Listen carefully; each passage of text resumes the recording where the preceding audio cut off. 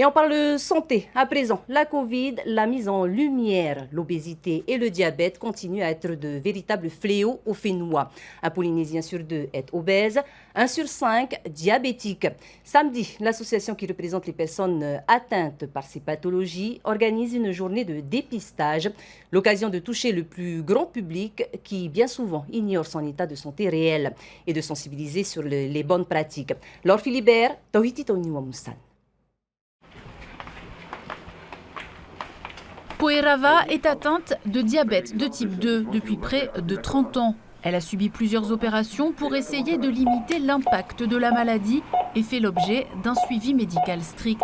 Le plus difficile, la perte d'une partie de son autonomie et de sa liberté. Quand on a fait des prélèvements et tout, c'est là qu'on a détecté que j'étais une diabétique. J'avais 28 ans à peu près. Souvent, nous, les Tahitiennes, on ne s'occupe pas trop de l'alimentation.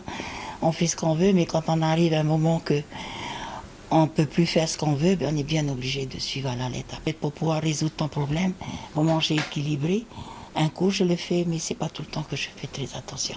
Comme Poerava, un Polynésien sur 2 a connu une situation d'obésité et 1 sur 5 est diabétique. Le principal problème demeure l'éducation alimentaire et l'accès à une nourriture de qualité. Il faut savoir qu'à peu près 3 enfants sur 4, ce soit en primaire ou en secondaire, ne prennent pas leur petit déjeuner. Alors c'est sûr que dans la matinée, ils pensent qu'une chose, aller grignoter, aller donc le petit magasin à côté pour acheter des produits trop sucrés et trop gras. Nous les médecins, la direction de la santé, le ministère de la Santé depuis des années se bagarre pour la prévention. Mais à mon avis, l'essentiel c'est un problème politique au niveau des étiquettes et au niveau des importations de produits.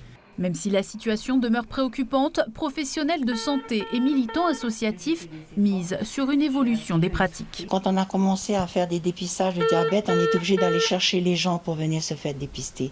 Aujourd'hui, on n'a même pas le temps de préparer nos affaires, ils sont déjà là. Alors c'est là qu'on voit que la population a besoin de se faire contrôler de temps en temps. J'ai vu à peu près toutes les classes de 5e de Polynésie, depuis en une vingtaine d'années, à eux de jouer maintenant. Et donc moi j'ai bon espoir qu'on va pouvoir s'en sortir. Pour savoir si oui ou non vous êtes concerné par le diabète, des dépistages gratuits seront proposés samedi de 7h à 16h dans la galerie commerciale de Fa'a.